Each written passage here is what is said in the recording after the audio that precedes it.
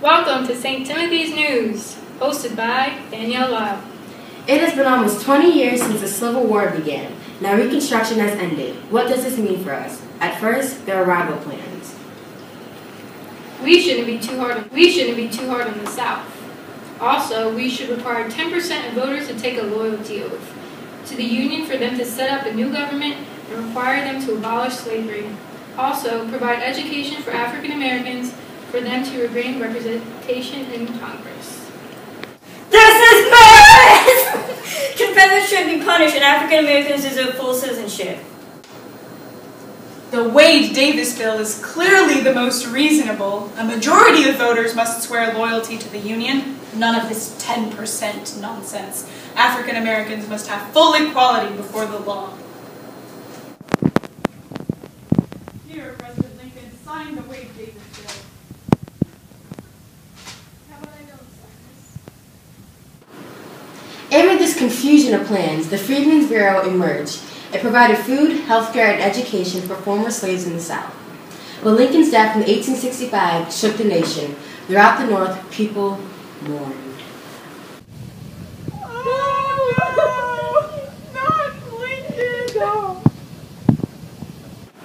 But in the South, not everyone was upset. You must mourn for Lincoln.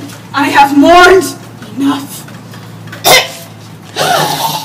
Oh, God! But President Johnson has a plan. Let us restore the Union as quickly as possible. Let us pardon the Confederates responsible. The 13th Amendment must be ratified, but African American suffrage must be denied. With this freedom bestowed by Johnson, Southern states were fast to pass laws that reflected their racist beliefs. The Black Codes, and worse yet, was the Ku Klux Klan, a hate group which spread terror throughout the South.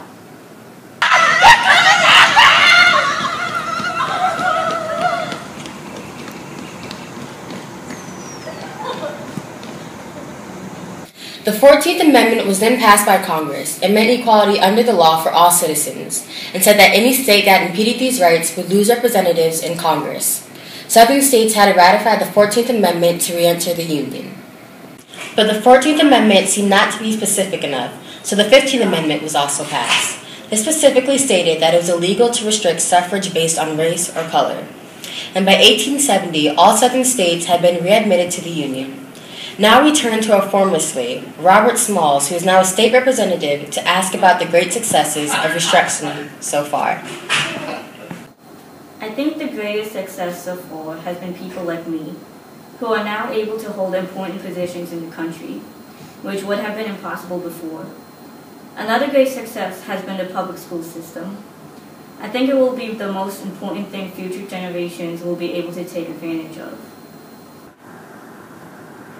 Ulysses S. Grant, renowned for his military accomplishments, was elected to office in 1869, but rumors of corruption plagued his administration. We have an exclusive interview on the subject. Mr. President, can you answer a quick question for St. Tim's Daily News? Oh, but of course. What do you have to say about the rumored corruption in high government positions that you appointed? I'm sorry, darling. I have to go. Can we reschedule this for another time, maybe? Yeah, that sound good? And all over the country, faith in the government was falling apart. The banks are all failing and the government is corrupt. There is no Freedmen's Bureau anymore. Charles Sumner died and I lost my job. Why do you even bother with Reconstruction anymore? Many more across the nation share this woman's feelings. The national focus shifted further and further away from Reconstruction. Troops were beginning to be removed from the South, and the exclusive group on the South paved the way for laws that inhibited African American rights, like the slaughterhouse cases in the United States versus Cruikshank decision. Reconstruction officially ended with the Compromise of 1877, which removed all federal troops from the South and granted the South federal subsidies. Now that Reconstruction has ended, what can we conclude were its effects? We turn to our Reconstruction specialist for more information. Reconstruction completely reshaped our nation, including our political parties. The Republican Party now stands for business, and the Democratic Party represents both the North's industrial laborers and the South. And Reconstruction also created big questions about the balance of federal and state power. Now, many people ask me, was Reconstruction a success or a failure? Now, see, I have a hard time answering this question because the truth is, it was both.